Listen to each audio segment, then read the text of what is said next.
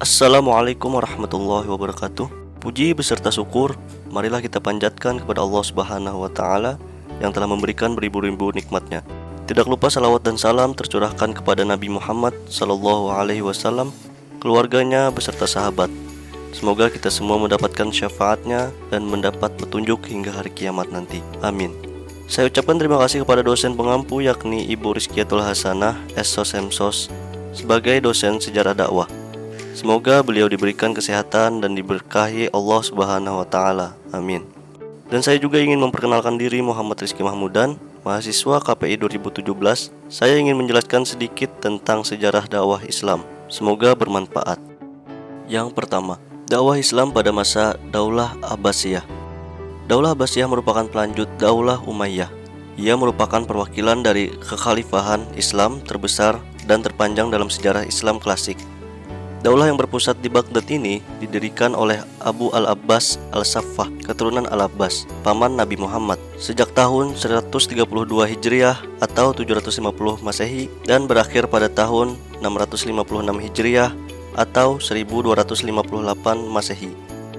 Dihitung berdasarkan tahun Hijriah, kekuasaan daulah ini bertahan sampai 524 tahun. Sebagai bagian dari kekuasaan Islam, daulah ini tentunya menyimpan sejarah dakwah Islam pada masa awal berdiri daulah ini sampai keruntuhannya. Dilihat dari aspek politik, daulah ini bukan perpanjangan dari kepentingan politik Daulah Umayyah yang berkuasa sebelumnya. Namun dilihat dari aspek dakwah Islam, Daulah Abbasiyah merupakan kelanjutan dari proses dakwah Islam yang telah dilakukan oleh kekuasaan Bani Umayyah. Meskipun dakwah pada masa Daulah Abbasiyah merupakan kelanjutan dari Daulah Umayyah, namun setiap periode memiliki karakteristik dakwah yang menjadi pembeda antara suatu masa dengan masa yang lain, suatu pemerintahan dengan pemerintahan yang lain, satu tokoh dengan tokoh yang lain. Daulah pada masa Daulah Abbasiyah juga akan lebih kompleks dibandingkan masa Daulah Umayyah, karena rentang waktu kekuasaan daulah ini jauh lebih panjang dibandingkan Daulah Umayyah. Gerakan Abbasiyah mendapatkan dukungan dari rakyat karena mengangkat isu-isu kebobrokan Daulah Umayyah, serta menyatakan bahwa keturunan Bani Hashim lebih berhak memperoleh kekuasaan. Dalam mengangkat isu yang kedua, mereka bekerjasama dengan kalangan Alawiyin maupun Syiah. Montgomery Watt memberikan pandangan bahwa mayoritas pendukung gerakan Abbasiyah berasal dari kalangan non-Arab yang menginginkan persamaan hak sebagai sesama Islam sehingga tidak lagi dianggap sebagai warga kelas 2. Pembentukan kekhilafahan Bani Abbasiyah melalui proses yang cukup panjang dan menggunakan strategi revolusi yang handal. Pertama, melalui kekuatan bawah tanah oleh Muhammad ibnu Abdullah ibnu Abbas. Yang kedua, melalui upaya-upaya propaganda terus-menerus dan bersifat rahasia tentang hak kekhalifahan yang seharusnya berada di tangan Bani Hashim, bukan Bani Umayyah. Yang ketiga, pemanfaatan kaum muslimin non-Arab yang sejak lama merasa dikelas duakan. Yang keempat, propaganda terang-terangan yang dipimpin oleh Abu Muslim al-Khurasani. Daulah Abbasiyah berlangsung selama 524 tahun. Khilafah pertama adalah Abu al-Abbas al-Saffah, sedangkan khalifah terakhir adalah Abu Ahmad Abdullah al-Musta'sim. Kekuasaan daulah ini merupakan kekuasaan dinasti terlama sepanjang sejarah Islam klasik. Karena panjangnya rentang kekuasaan daulah ini, para sejarawan membaginya menjadi beberapa periode. Al-Sa'labi membagi menjadi 3 periode. Yang pertama, periode pertama berlangsung dari tahun 132 sampai 232 Hijriah, yaitu semenjak kekuasaan Abu al-Abbas al-Saffah sampai Abu al-Fadl Ja'far al-Mutawakkil. Kekuasaan pada periode ini berada di tangan para khalifah. Para khalifah pada periode ini adalah pahlawan-pahlawan yang memimpin angkatan tentara dan mengarungi peperangan. Periode kedua berlangsung dari tahun 232 sampai 590 Hijriah, yaitu dari Khalifah Abu Ja'far Muhammad al-Muntasir sampai Abu al-Abbas Ahmad al-Nasir. Pada periode ini kekuasaan politik berpindah dari tangan khalifah kepada golongan Turki, Bani Buaih dan Bani Saljuk. Periode ketiga berlangsung dari tahun 590 sampai 656 Hijriah. Pada masa ini kekuasaan kembali ke tangan khalifah, namun terbatas hanya pada daerah Baghdad dan sekitarnya. Akhirnya, dinasti ini runtuh setelah mendapat serangan dari Mongol yang dipimpin Hulagu pada tahun 656 Hijriah. Ada perbedaan yang signifikan antara Daulah Bani Abbasiyah dengan pendahulunya, Daulah Bani Umayyah, sebagai berikut. Yang pertama, Daulah Abbasiyah lebih pluralistik dibandingkan Daulah Umayyah. Hal ini dapat dilihat dari unsur Persia dan Turki yang mewarnai kekhalifahan. Yang kedua, para khalifah memakai gelar kehormatan yang berkonotasi teologis untuk melegitimasi kekuasaan mereka. Hal seperti ini tidak digunakan ketika Daulah Umayyah berkuasa. Yang ketiga, dalam penyelenggaraan negara. Pada masa Abbasiyah ada jabatan wazir yang membawahi departemen. Yang keempat, Daulah Abbasiyah lebih menekankan pada pengembangan ilmu pengetahuan agama, sains, kebudayaan, dan perekonomian, dan tidak banyak melakukan perluasan wilayah seperti pada masa Umayyah. Pada masa Daulah Abbasiyah tidak ada perluasan yang dilakukan. Mereka hanya mempertahankan daerah yang telah dikuasai oleh Daulah Umayyah. Otomatis yang mereka lakukan adalah pembinaan dan pengembangan pemahaman agama di daerah kekuasaan. Wilayah imperium ini membentang sepanjang 6.500 km dari Sungai Indus di India di sebelah timur sampai ke perbatasan barat Tunisia, Afrika Utara di sebelah barat, dan seluas 3.000 km dari Aden, Yaman di sebelah selatan sampai pegunungan Armenia, Kaukasia di utara. Sejumlah provinsi disebutkan Hitti sebagai berikut: Sisilia, Mesir, Suriah, Palestina, Hijaz, Yamamah, Yaman, Mekah, Madinah, Bahrain, Oman, Basrah, Kufah, Sawat, Mosul, Azerbaijan, Tibriz, Ardabil, Hamadan, Rai, Isfahan, Ahwaz, Tustar, Shiraz, Karman, Sijistan, Tabaristan, Jurjan, Armenia, Naisabur, Mar, Balkh, Khawarizm, Bukhara, Samarkand, Fargana, Tashkent, dan lain-lain. Perluasan yang dilakukan semenjak sahabat Nabi sampai Daulah Umayyah dilandasi keyakinan bahwa hal tersebut merupakan realisasi dari penyampaian ajaran Islam ke seluruh alam. Di antara sebab-sebab yang membuat ekspansi Islam berhasil dengan cepat adalah ajaran Islam mencakup aspek dunia akhirat, material, spiritual. Bizantium dan Persia dalam keadaan lemah. Islam tidak memaksa rakyat di wilayahnya untuk mengubah agama. Rakyat tidak senang terindas oleh penguasa Persia dan Bizantium, dan wilayah perluasan adalah daerah yang subur. Imperium Abbasiyah sebagai representasi kekhalifahan Islam klasik terlama telah menorehkan tinta emas dan hitam dengan segala kemegahan metropolitan Baghdad dan konflik yang terjadi di istana. Dilihat dari aspek dakwah Islam, imperium ini telah mengembangkan dakwah Islam dengan sangat piawai, komprehensif di berbagai bidang kehidupan. Uniknya proses dakwah pada saat itu dilakukan dengan kolaborasi antara penguasa dan rakyat di awal-awal dinasti. Dan setelah kerapuhan para khalifah, dakwah pada level masyarakat tetap jalan. Beberapa kebijakan pemerintah seperti kegiatan penerjemahan dan penghargaan yang tinggi kepada pakar ilmu pengetahuan menarik minat non-muslim untuk memeluk Islam secara sukarela. Bahkan kebijakan pajak tanah yang tidak manusiawi di awal-awal imperium menyebabkan para pemilik tanah memeluk Islam. Peran pelaku dakwah di daerah-daerah mu'alaf dapat dibilang sukses. Hal ini dibuktikan dengan munculnya tokoh-tokoh sentral seperti Al-Bukhari dan Ali ibnu Sahal, Rabban Al-Tabari yang keturunan non-muslim namun bisa menjadi tokoh besar. Yang kedua, dakwah Islam di Afrika, di Eropa, dan di Amerika. Islam datang pertama kali ke Afrika pada saat hijrahnya orang-orang Islam dari Mekah atas perintah Nabi Muhammad SAW pada tahun 615. Setelah Islam masuk ke Afrika, tepatnya di Ethiopia, ajaran Islam menyebar di benua ini pada masa Khulafaur Rasyidin. Proses penyebaran Islam di Afrika kala itu terjadi di Cyrenaica, sebelah timur Libya, dan dilakukan oleh Panglima Militer Khulafaur Rasyidin, Amr bin As, pada 642 atau pada masa pemerintahan Khalifah Umar bin Khattab. Setelah itu Islam menyebar ke seluruh Afrika Barat melalui pedagang, cendekiawan, dan misionaris melalui cara damai. Dengan cara ini Islam menyebar ke seluruh dan sekitar Gurun Sahara. Pada era dinasti Umayyah, tepatnya pada masa pemerintahan Khalifah Al-Wahid, Islam menyebar hingga ke wilayah Maghribi, Maroko. Setelah dinasti Umayyah runtuh dan digantikan Bani Abbasiyah yang menguasai wilayah Afrika, dinasti ini fokus pada pengembangan dan pembangunan peradaban Islam di sana. Setelah Islam masuk dan berkembang di wilayah Afrika, para penguasa muslim di sana menjadikan bahasa Arab sebagai bahasa resmi. Bahasa Arab dijadikan sebagai bahasa antar suku dan bangsa, serta sebagai bahasa pengantar dalam sekolah. Penggunaan bahasa Arab sebagai bahasa resmi di Afrika merupakan dasar dari perkembangan Islam di sana. Sejak saat itu, jihad Islam tidak lagi menggunakan senjata, melainkan menggunakan bahasa dan ilmu pengetahuan.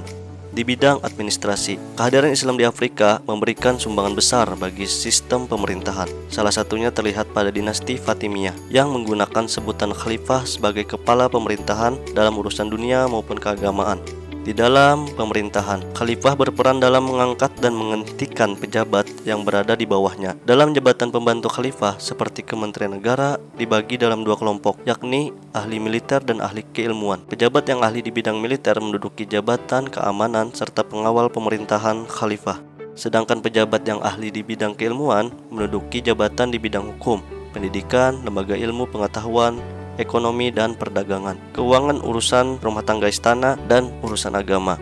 Selain itu, ada aspek yang sangat penting dalam perkembangan peradaban Islam di Afrika, yakni pentingnya toleransi beragama. Dalam penaklukan wilayah di Afrika, pasukan Islam tidak memaksa penguasa setempat untuk memeluk Islam, kecuali atas kemauannya sendiri. Masuknya Islam di Afrika membuat bidang ilmu pengetahuan berkembang dan membawa kegemilangan dalam membangun peradaban. Selain itu, arsitektur dan bangunan di Afrika juga berkembang setelah masuknya pengaruh agama Islam.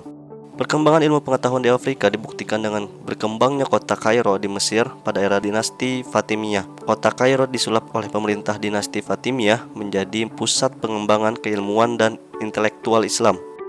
Salah satu peninggalan dari dinasti Fatimiyah yang masih eksis hingga saat ini adalah Universitas Al-Azhar di Kairo. Dinasti Fatimiyah yang memerintah di Mesir antara 909 hingga 1171 merupakan negara yang sangat memperhatikan perkembangan keilmuan. Bahkan, pemerintah Fatimiyah mendirikan beberapa lembaga pendidikan dan memberikan subsidi yang besar setiap bulannya untuk pengembangan keilmuan. Selain itu, kemajuan ilmu pengetahuan era dinasti Fatimiyah di Afrika berhasil melahirkan beberapa ilmuwan muslim. Beberapa ilmuwan tersebut adalah Muhammad Al-Tamim, fisikawan, Al-Kindi, ahli sejarah, Ali bin Yunus, pakar astronomi, dan Ali Al-Hasan bin Al-Khaitani, pakar optik. Selain dinasti Fatimiyah, beberapa kerajaan Islam di Afrika seperti dinasti Muwahhidun dan dinasti Murabitun juga sangat memperhatikan perkembangan keilmuan. Berbagai kemajuan di Afrika kemudian mulai melemah seiring datangnya bangsa barat yang kemudian menjajah negara-negara di Afrika. Dakwah Islam di Eropa dan Amerika. Islam merupakan agama yang paling cepat perkembangannya di Eropa dan Amerika. Islam kini mendapat tempat di hati masyarakat Eropa dan Amerika. Sejak menyebarnya Islam ke Eropa pada abad ke-7 Masehi melalui Andalusia, Spanyol oleh pasukan Tariq bin Ziyad, panglima tentara dari dinasti Bani Umayyah, benua putih dan biru itu seakan menjadi lahan subur penyebaran dakwah dan syiar Islam. Dalam 30 tahun terakhir, jumlah kaum muslimin di seluruh dunia telah meningkat pesat. Sebuah angka statistik menunjukkan pada tahun 1973, penduduk muslim dunia sekitar 500 juta jiwa. Namun saat ini jumlahnya naik sekitar 300% menjadi 1,57 miliar jiwa. Tercatat 1 dari 4 penduduk dunia beragama Islam. Data ini diungkapkan oleh Pew Research Center, sebuah kelompok pencari fakta Amerika yang menyediakan informasi mengenai isu, sikap, dan tren yang membentuk Amerika dan dunia melalui sebuah jajak pendapat publik. Dalam studinya yang berjudul Memetakan Populasi Muslim Global, sebuah laporan tentang jumlah dan distribusi populasi muslim dunia. Kelompok ini mengindikasikan bahwa 1/5 kaum muslim tinggal di negara-negara non-muslim. Hasil studi yang dirilis akhir tahun lalu ini juga menemukan bahwa Eropa memiliki sedikitnya 38 juta muslim yang membentuk 5% dari total populasi benua tersebut. Sebagian besar terkonsentrasi di Eropa Tengah dan Timur. Rusia memiliki lebih dari 16 juta muslim dan terbesar di Eropa. Menurut studi tersebut, Jerman memiliki pemeluk muslim sebanyak 4,5 juta, Perancis sebesar 3,5 juta jiwa, Inggris sekitar 2 juta orang, dan Italia sebanyak 1,3 juta jiwa. Sisanya tersebar di beberapa negara Eropa lainnya seperti Portugal, Swedia, Belanda, Swiss, Belgia, dan lainnya. Namun demikian, jumlah ini diperkirakan bertambah lagi sebab sebuah hasil studi di Rusia menyebutkan jumlah pemeluk Islam di negara beruang merah tersebut mencapai 25 juta jiwa dari total populasi yang mencapai 145 juta jiwa. Studi tersebut mengatakan bahwa hampir 46 juta muslim berada di benua Amerika. Di negara superpower Amerika Serikat, agama Islam dipeluk oleh sekitar 2,5 juta orang. Sementara itu di Kanada jumlah pemeluk Islam mencapai 700.000 orang. tak jauh berbeda dengan Argentina. Umat Islam di negara Tango itu mencapai 800.000 orang dan merupakan pemeluk Islam terbesar di Amerika Selatan. Sementara itu, di Suriname, pemeluk Islam mencapai 16% dari total penduduknya dan menjadi populasi Muslim terbesar di benua Amerika. Data yang disampaikan oleh pihak Pew Research Center mengenai populasi Muslim di Barat, terutama di Eropa dan Amerika Serikat itu bertolak belakang dengan perhitungan yang biasanya dilaporkan oleh organisasi-organisasi Muslim di kawasan-kawasan tersebut. Muslim di Amerika Serikat misalnya secara umum diyakini berjumlah lebih dari 7 juta, sementara Perancis lebih dari 6 juta. Peningkatan umat Islam yang demikian pesat itu bukan saja karena disebabkan oleh meningkatnya jumlah penduduk di negara-negara Muslim, tapi juga bertambah jumlah orang-orang yang memeluk Islam atau mu'alaf. Hal ini merupakan suatu fenomena yang menonjol, terutama setelah serangan terhadap World Trade Center atau WTC pada tanggal 11 September 2001. Ketertarikan secara alamiah dan rasa ingin tahu yang mendalam telah mendorong peningkatan jumlah warga dunia yang berpaling kepada Islam.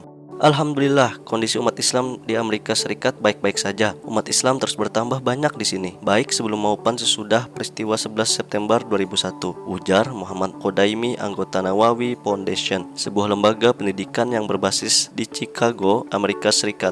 Menurut pria keturunan Suriah ini, dalam 5 tahun terakhir ini, agama Islam menjadi agama yang paling cepat perkembangannya dibandingkan dengan agama lainnya. Ia mengatakan setiap harinya selalu ada warga negara non-muslim Amerika Serikat yang memeluk Islam. Kondisi serupa juga terjadi di benua Eropa dan kawasan Amerika lainnya.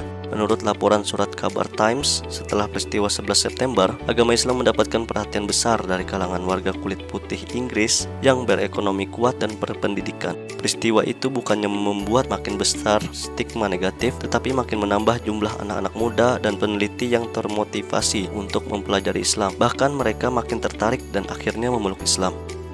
Di Belgia, agama Islam terus menunjukkan eksistensi yang semakin kuat, walaupun kebencian terhadap umat Islam sudah tak lagi sebatas retorika, kebijakan, atau kecaman, melainkan mengarah pada kebencian dan Islamofobia. Di negara berpenduduk 10 juta jiwa itu, kini menjadi tempat bermukim sekitar 628.751 umat Muslim atau 6% dari populasi. Jumlah pemeluk Islam yang terus berkembang menyebabkan perubahan secara demografi. Di banyak wilayah, penduduk Muslim sudah lebih banyak ketimbang pemeluk Kristen, Protestan, dan Yahudi. Majalah terkemuka L'Express dalam sebuah artikelnya bahkan berani memprediksikan bahwa dalam 20 tahun ke depan, Islam bisa menjadi agama dominan di ibu kota Brussels, Belgia. Para sosiolog di Belgia mencatat pada awal tahun 2000 jumlah umat muslim di kota itu mencapai 17% dari populasi. Tapi di tahun 2008 menurut Olivier Servais dari Laboratory for Prospective Anthropology di UCL, angkanya sudah mencapai 33,5%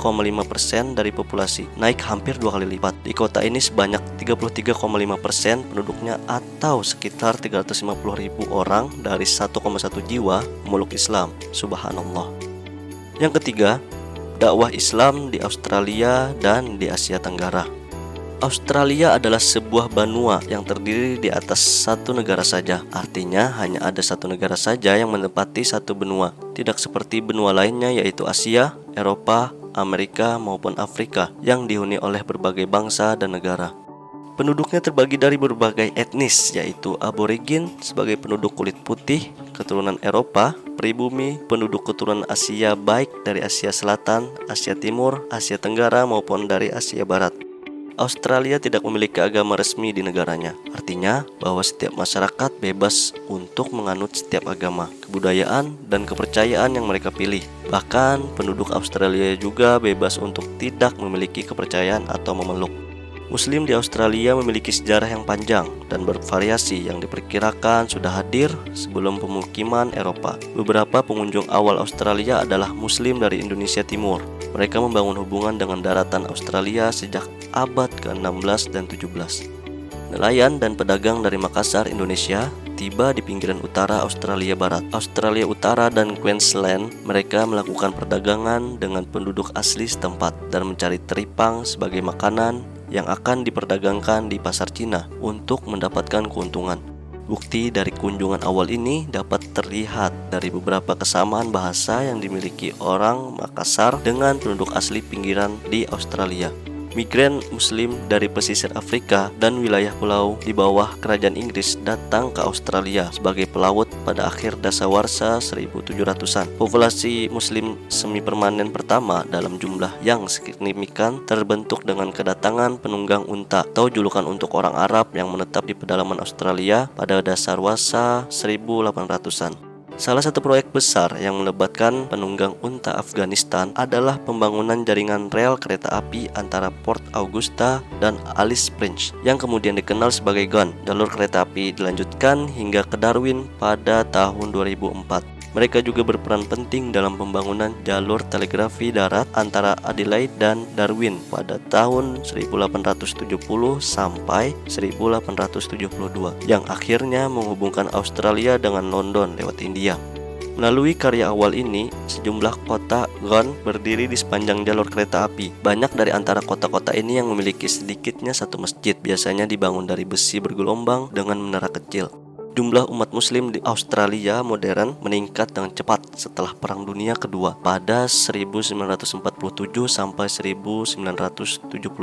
Jumlah warga muslim meningkat dari 2.704 menjadi 22.331. Hal ini terjadi terutama karena ledakan ekonomi pasca perang yang membuka lapangan kerja baru. Banyak muslim Eropa, terutama dari Turki, memanfaatkan kesempatan ini untuk mencari kehidupan dan rumah baru di Australia. Pada sensus 2006 tercatat 23.126 muslim kelahiran Turki di Australia. Perkembangan Islam di Australia sudah merambah ke kalangan masyarakat aborigin, suku asli benua kanguru itu. Dalam 3 dasawarsa terakhir atau 30 tahun terakhir, banyak muslim bermigrasi ke Australia melalui program pengungsi atau kemanusiaan dari negara-negara Afrika seperti Somalia dan Sudan. Muslim di Australia merupakan kelompok agama terbesar keempat setelah Kristen, ateisme, dan Buddhisme. Dan juga ada beberapa organisasi Islam di Australia, seperti yang pertama AFIC atau Australian Federation of Islamic Council. Australian Federation of Islamic Council dibentuk pada tahun 1976. Yang kedua, Federation of Islamic Societies. Federation of Islamic Societies adalah himpunan masyarakat muslim, terdiri atas 30 organisasi masyarakat muslim lokal dan 9 dewan Islam negara-negara bagian.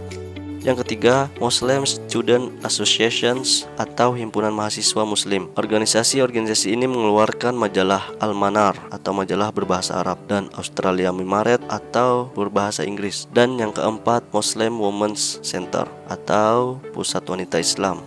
Hingga saat ini, Islam merupakan agama yang perkembangannya cukup pesat di Australia. Jumlah pemeluk agama Islam terus bertambah dan jumlah masjid dan sekolah Islam pun terus meningkat. Dakwah Islam yang disebarkan di kawasan Asia Tenggara telah lengkap dengan berbagai aliran kalam, fikih, tasawuf, dan tarekat yang dikembangkan oleh ulama sebelumnya. Oleh karena itu, terdapat 2 kecenderungan umat Islam ketika itu. Pertama, golongan tradisional yang mengikatkan diri pada madhab atau aliran tertentu. Dan kedua, golongan modernis yang menganggap bahwa kemunduran Islam karena pelaksanaan ajaran yang sudah tidak murni lagi. Islam terus memutarkan roda penyebarannya hingga seluruh penjuru dunia. Hal ini mencakup pula wilayah ras Melayu, yakni Asia Tenggara. Setelah Islam menyebar di daerah Timur Tengah dan mengekspansi kekuasaan ke wilayah-wilayah, kini giliran Asia Tenggara yang siap disinggahi dan disebari dakwah syiar Islam. Asia Tenggara merupakan tempat Islam baru mulai berkembang, yang merupakan daerah rempah-rempah terkenal pada masa itu, dan Asia Tenggara menjadi wilayah perebutan negara-negara Eropa. Kekuatan Eropa lebih awal menginjakkan kaki dan mengibarkan kejayaan di negeri Melayu ini. Hal ini karena kerajaan Islam di Asia Tenggara lebih lemah dibanding dengan kerajaan Timur Tengah, sehingga amat mudah untuk ditaklukkan. Hal ini tergambar dengan merajalelanya kaum bangsa Eropa yang menancapkan tongkat penjajahan. Asia Tenggara merupakan salah satu negeri dunia Islam. Adapun yang dimaksud dengan dunia Islam, yakni negara-negara atau bangsa yang persentase penduduk muslimnya lebih dari 50% dari keseluruhan jumlah penduduk. Pertimbangan jumlah ini merupakan pertimbangan pertama dan terpenting. Di samping itu pula ada pertimbangan-pertimbangan lain, seperti undang-undang negeri atau kepala negeri, pula kebudayaan negeri itu. Asia Tenggara menjadi salah satu bagian negara terbesar, kategorinya yakni cakupan Islam yang luas. Banyak berdirinya kerajaan-kerajaan Islam di wilayah ini menjadi tolak ukur tentang pernyataan bahwa Asia Tenggara merupakan wilayah Islam terbesar dan terluas penyebaran syiar Islamnya. Jumlah kaum muslimin dunia hampir mencapai 1.344.000.000 jiwa yang berada di negara-negara kafir. Meskipun sejarah mencatat bahwa kaum minoritas muslim berada di benua Asia, namun Asia Tenggara menepis bahwa ranah ini menjadi daerah penyebaran Islam terbanyak.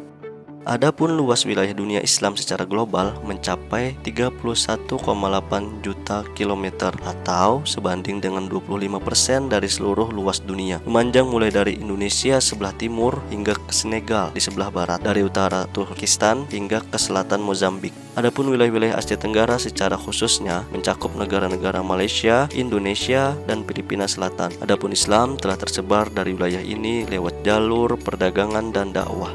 Akhir abad ke-16 Masehi, giliran Belanda, Inggris, Denmark, dan Prancis yang datang ke Asia Tenggara. Belanda datang pada tahun 1598 Masehi dan segera dapat memonopoli perdagangan. Sebagaimana di India, di Asia Tenggara kekuasaan politik negara Eropa itu berlanjut terus sampai pertengahan abad ke-20 Masehi, ketika di negeri-negeri jajahan tersebut memerdekakan diri dari kekuasaan asing. Kondisi perkembangan Islam di Malaysia mulai dari Portugis menjalin hubungan dengan Malaka lewat kedok ekonomi dan perdagangan dan melalui kemenangan mereka dalam Perang Dewa di tahun 915 Hijriah atau 1509 Masehi. Mereka kemudian menguasai Malaka pada tahun 917 Hijriah atau 1511 Masehi. Mereka telah berlaku sewenang-wenang di wilayah ini. Pada tahun 1051 Hijriah atau 1641 Masehi, penjajahan ini terhenti, lalu dimulailah penjajahan Belanda. Belanda mengawali aktivitasnya dengan mendirikan Perserikatan Dagang Hindia-Belanda. Melalui perserikatan ini, Inggris memperoleh pasar dari Belanda, hingga akhirnya Belanda menghapuskan perserikatannya pada tahun 1215 Hijriah. Kekuasaan Belanda di wilayah ini terakhir sejak tahun 1201 Hijriah. Kemudian lewat perjanjian kesepakatan di antara mereka, diserahkanlah Melayu kepada Inggris, sedangkan Belanda mendapatkan kepulauan Indonesia. Setelah itu muncullah revolusi di dalam negeri menentang penjajahan ini. Pada pertengahan Perang Dunia Kedua, Jepang menguasai Melayu. Setelah berakhirnya perang, Inggris kembali menjajah wilayah ini. Mereka tetap berkuasa hingga negeri ini memerdekakan diri pada tahun 1377 Hijriah atau 1957 Masehi dengan nama Malaysia. Islam pada saat ini sulit untuk disebarkan, terlebih negeri ini sedang terguncang oleh dunia Eropa. Namun dengan gesit para penyiar dan kerajaan-kerajaan yang masih bertahan, perlahan Islam tersebar dan berkembang di negeri ini. Meskipun pada kenyataannya kondisi perkembangan Islam di Malaysia tidak sebesar perkembangan di Indonesia. Kondisi perkembangan Islam di Maladewa dan Filipina. Islam tersebar di wilayah ini pada abad ke-6 Hijriah atau 12 Masehi. Saat itu penjajah Portugis telah sampai di wilayah ini, kemudian disusul oleh Belanda dan Inggris yang datang pada tahun 1211 Hijriah atau 1796 Masehi. Terjadilah perlawanan dan revolusi di negeri ini sejak tahun 1305 Hijriah. Negeri ini berada di bawah perlindungan Inggris sejak tahun 1367 Hijriah atau 1947 Masehi dan mengumumkan diri sebagai negara republik yang merdeka pada tahun 1385 Hijriah atau 1965 Masehi. Adapun di Filipina, Islam tersebar hampir mencapai seluruh kepulauannya. Pula telah berdiri pemerintahan Islam. Akan tetapi, muncullah arus pemiliran keagamaan yang dibawa oleh penjajah Spanyol yang amat dibenci. Pada tahun 928 Hijriah atau 1521 Masehi, secara mendadak Spanyol menyerbu kepulauan-kepulauan Filipina. Mereka datang dengan membawa seluruh dendam orang-orang salib terhadap kaum muslimin. Maka, situasi di Filipina saat itu hampir sama dengan situasi yang dialami oleh Islam Andalusia. Penjajah Spanyol berada di Filipina ini hingga tahun 1316 Hijriah atau 1898 Masehi. Selama masa yang hampir mencapai 4 abad telah terjadi upaya penjauhan ajaran Islam dari generasi kaum muslim secara berturut-turut lewat jalan peperangan yang menghancurkan kaum muslimin dan memaksa mereka untuk memeluk agama Nasrani dengan ancaman kekerasan. Sekalipun demikian, mereka tidak juga mampu mengalahkan pemerintahan-pemerintahan muslim, sehingga di sana masih tersisa beberapa pemerintahan. Spanyol belum berhasil sepenuhnya menguasai Filipina, khususnya kepulauan Mindanao dan Sulu. Amerika Serikat kemudian menguasai kepulauan Filipina pada tahun 1317 Hijriah atau 1899 Masehi. Maka timbullah perlawanan menentangnya dan berlangsung hingga tahun 1339 Hijriah atau 1920 Masehi. Setelah itu kaum muslimin menyerah karena mereka telah ditimpa penyakit wahan, penyakit cinta dunia, dan takut mati. Kemudian tersebarlah berbagai penyakit kemiskinan, kebodohan, dan keterbelakangan di antara mereka. Pada saat itulah orang-orang salib menawarkan berbagai bantuan, hingga akhirnya Islam surut kembali di negara itu. Amerika lalu mengumumkan kemerdekaan bagi Filipina pada tahun 1366 Hijriah atau 1946 Masehi. Sekarang ini Islam hanya tinggal ada di 13 wilayah di selatan Filipina, yang sampai saat ini masih tetap menuntut pemerintahan otonomi dengan segala upayanya. Yang keempat, dakwah Islam di Indonesia. Adapun perkembangan Islam di Indonesia dicerminkan dengan banyak kerajaan-kerajaan Islam yang berdiri. Adapun awal masuknya yakni lewat jalur perdagangan dan dakwah yang dibawa dari Timur Tengah dan India lewat jalur Aceh. Kondisinya bisa dikatakan lebih baik dari negeri-negeri Melayu lainnya. Seiring dengan banyaknya didirikan kerajaan-kerajaan Islam, seiring pula datangnya para orang Eropa mencari rempah-rempah hingga akhirnya membentuk VOC. Indonesia menjadi tanah tropis dengan jalur garis khatulistiwa yang nian indah dan subur. Ternyata mengundang minat dan perhatian perdagangan dunia, termasuk Eropa.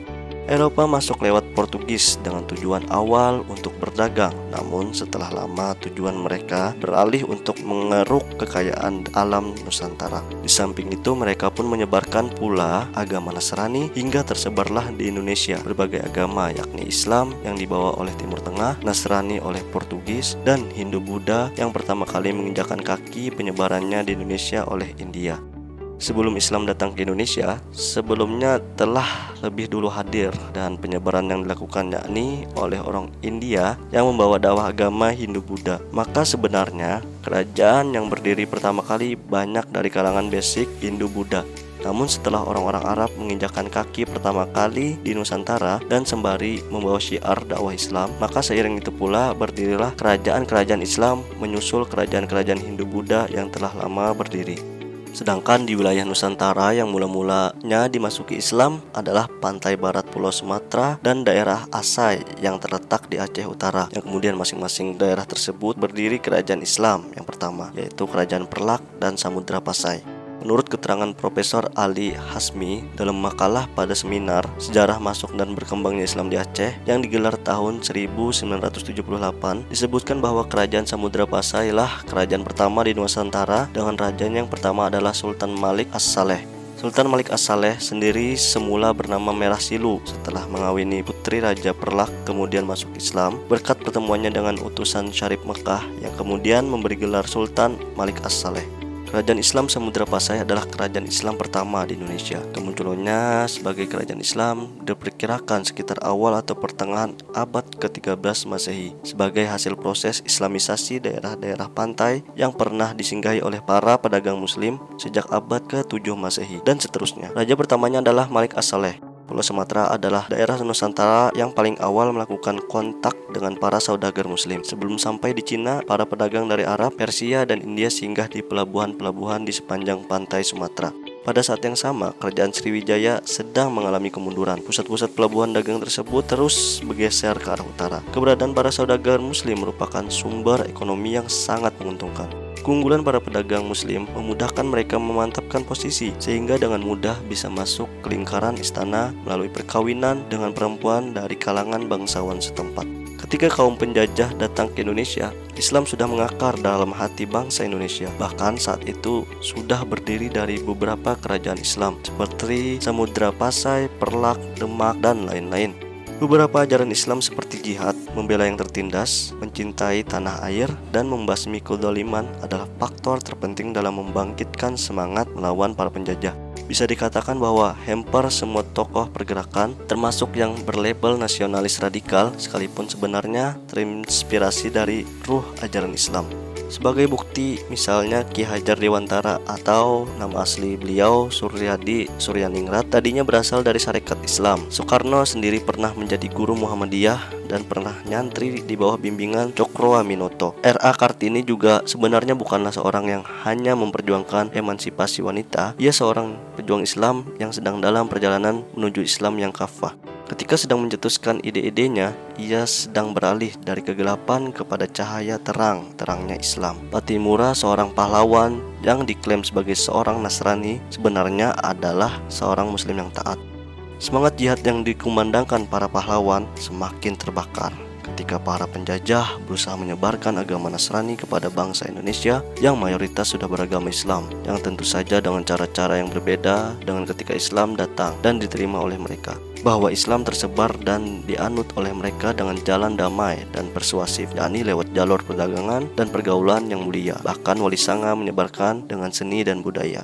Para dai Islam sangat paham dan menyadari akan kewajiban menyebarkan Islam kepada orang lain. Tapi juga mereka sangat paham bahwa tugasnya hanya sekedar menyampaikan. Hal ini sesuai dengan Quran Surah Yasin ayat 17, yang artinya tidak ada kewajiban bagi kami, hanyalah penyampaian atau Islam yang nyata. Oke, sekian dulu dari saya, dan di sini saya mau menekankan lagi bahwasanya kesimpulan yang perlu diperhatikan dan diingat dan mungkin bisa dicatat bahwasanya peran pelaku dakwah di daerah-daerah mu'alaf dapat dibilang sukses. Hal ini dibuktikan dengan munculnya tokoh-tokoh sentral seperti Al-Bukhari dan Ali Ibnu Sahal, Rabban Al-Tabari yang keturunan non-muslim namun bisa menjadi tokoh besar. Sebuah pelajaran yang berharga dari sejarah dakwah pada masa ini adalah pentingnya sinergi antara penguasa dan rakyat dalam mencetak dai dan menjalankan program dakwah. Dan yang tidak boleh dikesampingkan adalah adanya jaminan kebebasan berpendapat dan berkreasi selama tidak keluar dari koridor ajaran pokok Islam. Banyaknya pengaruh dari bangsa lain untuk menurunkan keimanan umat muslim dengan cara menawarkan keamanan, kesehatan, dan kestabilan ekonomi. Kita sebagai muslim harusnya tidak bisa terpengaruh dengan hal-hal begitu, walaupun dalam keadaan terdesak. Naudzubillah. Oke teman-teman sekalian, terima kasih telah menonton video ini sampai di menit ini. Buat kalian yang udah nonton sampai sejauh ini, aku ucapin terima kasih. Dan aku doain agar kalian yang menonton video ini bisa dilancarkan rezekinya dan dilancarkan segala urusannya. Terutama untuk dosen saya, Ibu Rizkiatul Hasanah, Esos Emsos. Semoga beliau disehatkan, dilancarkan urusannya, dan dilapangkan rezekinya.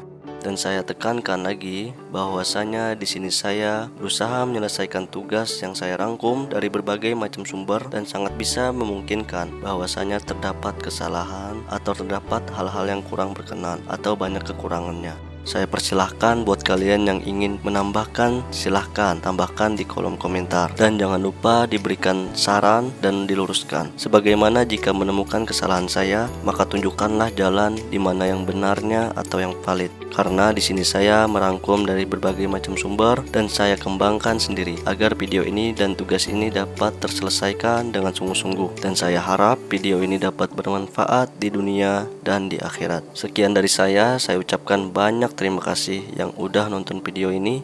Jangan lupa like, komen, dan subscribe. Sampai jumpa di pertemuan selanjutnya atau di tugas selanjutnya. Assalamualaikum warahmatullahi wabarakatuh.